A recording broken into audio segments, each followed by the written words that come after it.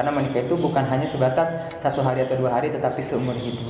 Iya, selamanya ya. Ya, Satu untuk selamanya. Satu untuk Luar selamanya. biasa. Insya Allah. Mudah-mudahan. Jadi Mas Hamdi ini lebih memilih mapan dulu teman-teman semua.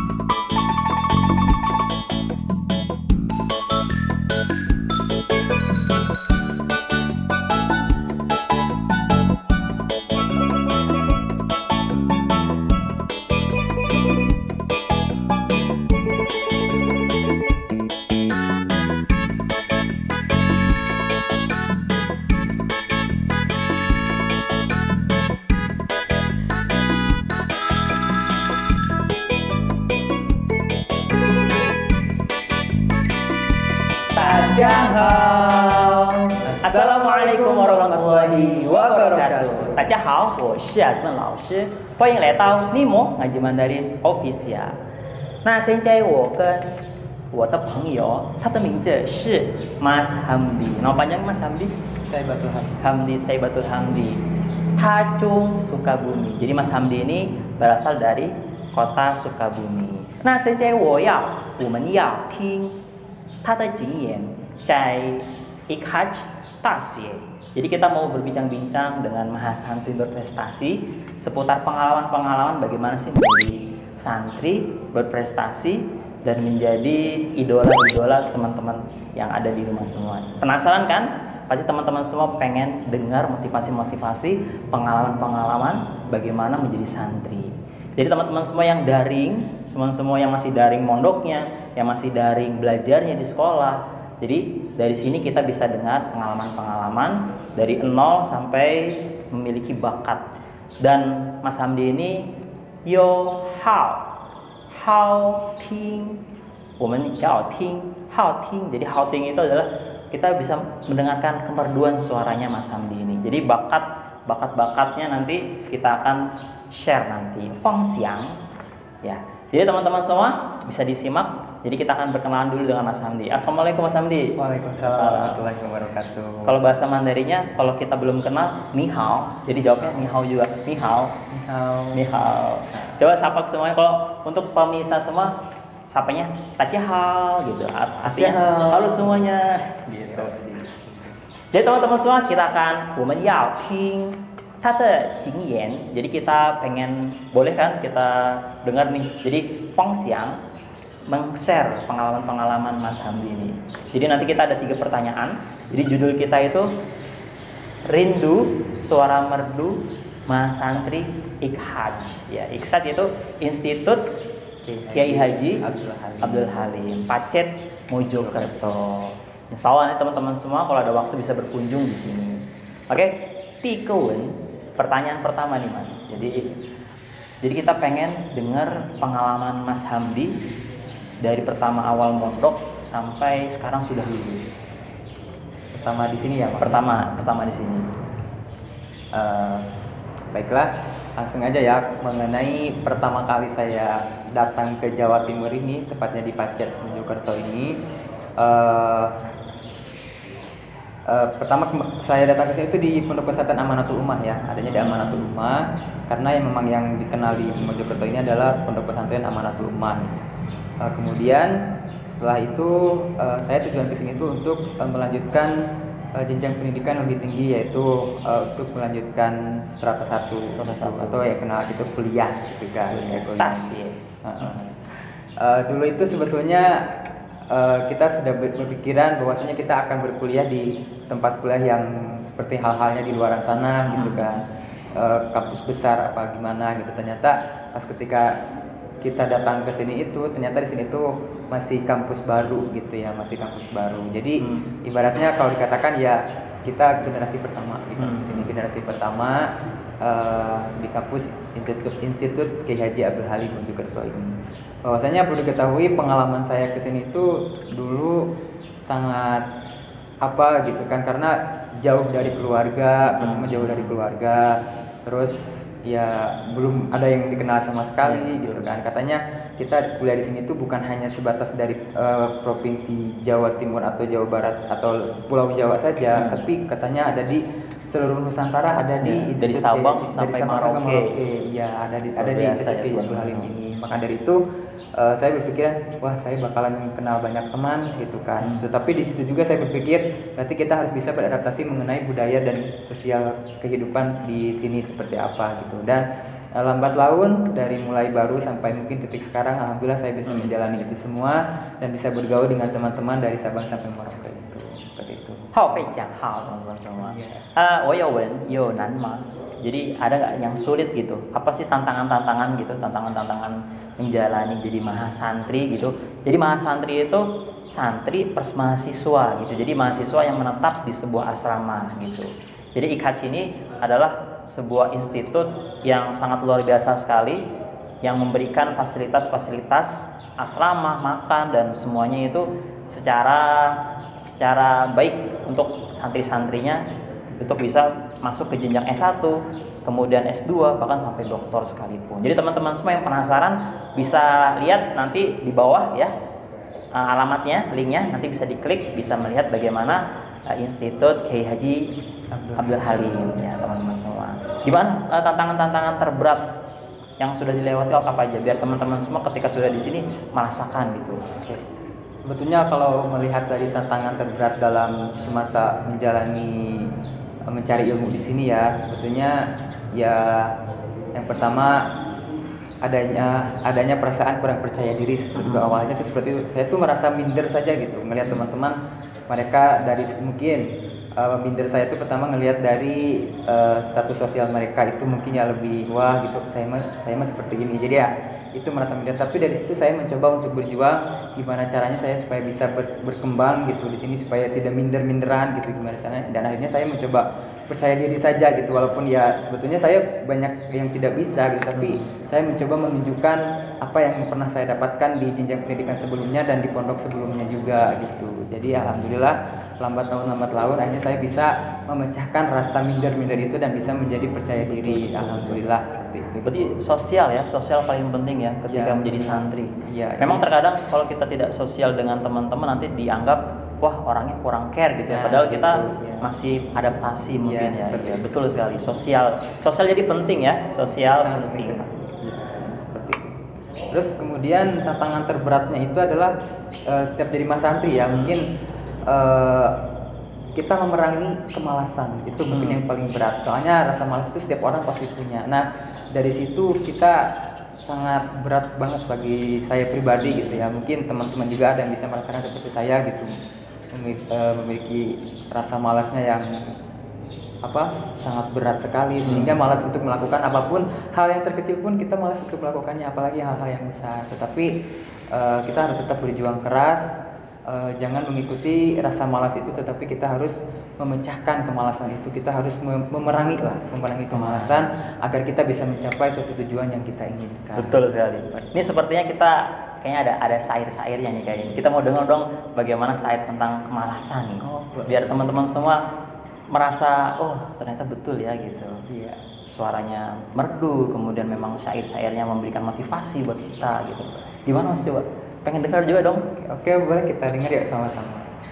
Perangi pemuda harapan, kemalasan yang lekat di badan, karena akan menghancurkan semuanya yang kita harapkan. Kegagalan karena kemalasan, kebodohan sebab kemalasan, kemiskinan dari kemalasan, penyesalan penyebabnya kemalasan. Nah, seperti itu ya. Ya. Keep iso kasih tangan nih saudara-saudara semua.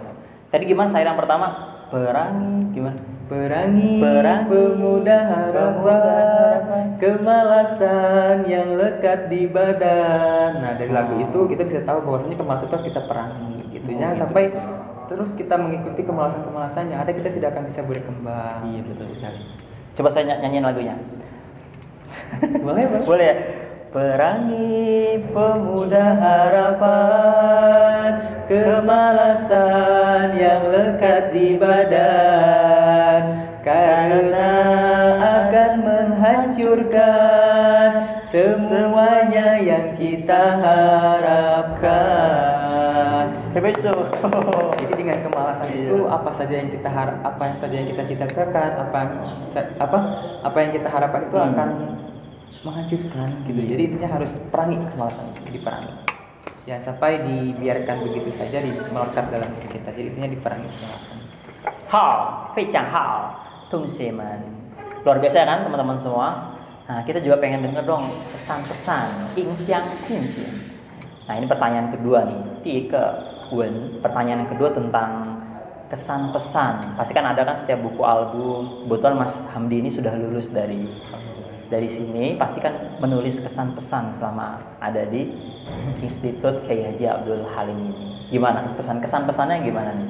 Kalau untuk kesannya ya, pokoknya saya merasa sangat alhamdulillah luar biasa, bersyukur sekali pertama kepada Tuhan Yang Maha Esa yang telah memberikan berupa karunia sehingga saya bisa melanjutkan jenjang kuliah di Institut Kiai Haji Abdul Halim ini, karena kampus ini bukan hanya sembarang kampus, hanya kampus yang lainnya gitu, tapi di sini kita dibimbing juga mengenai ilmu-ilmu agama yang sangat luar biasa, sehingga kita untuk menjadi lulusan yang berkompetensi di sini itu ketika nanti kita lulus sebelum wisuda itu kita harus memiliki 5 sertifikat dulu. Nah itu tuh semua jurusan nanti itu kita diarahkan untuk bisa memiliki 5 sertifikat itu jadi apa aja wajib. 5 sertifikat. Pertama ada sertifikat bahasa Arab, kemudian sertifikat bahasa Inggris, kemudian ada IT, dan kemudian ada akuntansi, dan yang terakhir ada aswaja. Ya, Ahlussunnah wal Jamaah gitu. Jadi nanti di situ tuh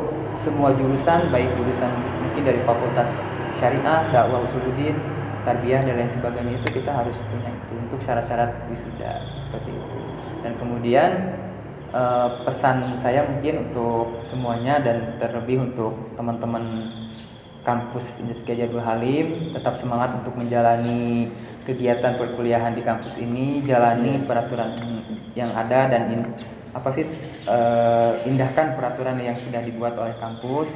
Intinya kita bisa mendisiplinkan diri dan mengikuti peraturan-peraturan yang sudah dibuat oleh pihak kampus. Betul sekali, sahabat-sahabatnya. Meitian yang jinpo, apa itu? Meitian yang jinpo. Apa itu? Meitian itu setiap hari harus ada kemajuan. Iya, gitu ya. Setiap hari harus ada kemajuan. Ini yang saya dapat dari Mas Hamdi, mengerucut ke meitian yang jinpo. Jadi setiap hari harus ada kemajuan, produktif ya. Produktif. Insya Allah nanti hasilnya ibarat kita nanam terus tumbuh, tinggal kita petik buahnya teman-teman. Kayak Mas Hamdi ini. Mas Hamdi ini selesai starter 1, insya Allah nanti lanjut ke S2 dan S3 doktor, calon doktor muda teman-teman semua. Kita lanjut yang berikutnya. Tisang Kewen. Pertanyaan yang ketiga ini sebenarnya bukan pertanyaan, ini adalah lebihnya ke Li Shi Xin Xin. Ini adalah pesan motivasi buat teman-teman semua yang sedang daring. Jadi teman-teman yang menonton ini, pemirsa semua, sahabat-sahabat Nimo ini Mas, rata-rata mereka daring di rumah. Karena ya rata-rata mereka daring karena memang kondisi sekarang masih belum bagus gitu untuk tatap muka. Nah, jadi pesan-pesannya gimana nih selaku Mas santri berprestasi, pesan-pesan semangatnya buat mereka semua yang ada di rumah. Untuk pesan-pesannya buat mungkin masyarakat seluruh Indonesia ya, apalagi pelajar gitu, khususnya tetap menjalani kegiatan pembelajaran itu sebagaimana kita mestinya gitu, walaupun kita sistem pembelajarannya itu yang berbeda mungkin ya. Di tahun-tahun ini kita pembelajaran tidak seperti biasanya atau tidak bertatap muka, tapi tetap kita harus semangat untuk belajar itu harus tetap seperti halnya kita sedang berada di ruang kelas dan bertatap muka gitu. Bukan berarti kita di daring ini kita dengan tadi ingat kita harus tetap belajar semangat, jangan sampai kita malas-malasan untuk menjadikan malas-malasan itu sebagai alasan untuk kita tidak mau belajar. Artinya kita kalau misalkan untuk untuk bermalas-malasan tadi dan tidak ada rasa semangat untuk belajar, berarti kita artinya tidak ingin mencapai apa yang sudah kita harapkan dan apa yang sudah kita cita-citakan. Jadi pokoknya walaupun kita belajar dalam keadaan daring, tetap saja harus kita lakukan pembelajaran itu, karena ilmu yang kita dapat itu, ketika kita sudah dapatkan ilmunya, kita tidak akan merasa terbebani dan tidak akan merasa berat untuk dibawa kemanapun. Jadi dengan ilmu kita bisa melakukan apapun, dimanapun dan kapanpun. Apapun ilmu apapun itu. Masya Allah, luar biasa sekali ya pesan motivasinya buat teman-teman semua, sahabat-sahabat Nimo, pemirsa semua yang ada di Indonesia. Luar biasa sekali. Pertanyaan lagi nih terakhir nih, pertanyaan yang sangat menantang sekali. Jadi menantang. Kalau seandainya dikasih pilihan nikah dulu apa mapan dulu? Nikah tapi sudah ketemu jodohnya, mau nikah langsung apa mapan dulu? Sedangkan kan namanya perempuan harus disahkan lebih muda lebih bagus daripada udah berusia 23, 24, 25 sampai ke atas. Gimana? Pilihannya mana? Kalau ditanya hal ini sebetulnya bingung untuk menjawabnya ya, karena kita juga kan nggak tahu. Kalau bilang misalkan kita mau ngambil nikah dulu, bolehlah kita ngambil nikah dulu gitu. Tapi kalau misalkan kita di belakang kita memutuskan untuk menikah dulu, tetapi kita ada rasa ingin melanjutkan jenjang pendidikan atau mapan dulu itu, artinya berarti kita masih ada dua pilihan seperti itu ya. Jadi intinya kalau saya pribadi, saya ingin mencoba untuk mapan dulu baru menikah. Karena ya menikah itu tidak hanya sebatas kesiapan mental. Oke, saya siap untuk menikah gitu. Walaupun misalnya sudah ada jodohnya, tetapi kita juga harus punya bekal untuk bisa membiayai kehidupan setelah menikah itu seperti apa gitu. Karena menikah itu bukan hanya sebatas 1 hari atau 2 hari, tetapi seumur hidup. Iya, selamanya ya. Satu untuk selamanya. Luar biasa. Insya Allah. Jadi Mas Hamdi ini lebih memilih mapan dulu teman-teman semua. Berprestasi, mapan, wah banyak banget nanti yang antri insya Allah. Mohon doanya dari semuanya. Oke teman-teman semua, kita ucapkan CSC. Artinya CSC itu terima kasih banyak. CSC ini terima kasih banyak sudah memberikan pengalamannya buat teman-teman semua, sahabat-sahabat Nimo, Ngaji Mandarin Official yang sedang daring dan semua yang ada di Indonesia. Challenge nih terakhir nih, challenge-nya itu kalau kita bilang jangan kemana-mana, tetap di ngaji, nanti challenge-nya gitu. Kalau kompak bagus, nanti ada hadiahnya. Hadiahnya siap. Kalau kayak bilang jangan kemana-mana, tetap di ngaji, ngaji. Pas gini senyum, Mandarin gitu. Oke. Bisa. Oke, kita coba ya. Jangan kemana-mana, tetap di ngaji, Mandarin. Cek. Tetap optimis, tetap dilatih. Jayo!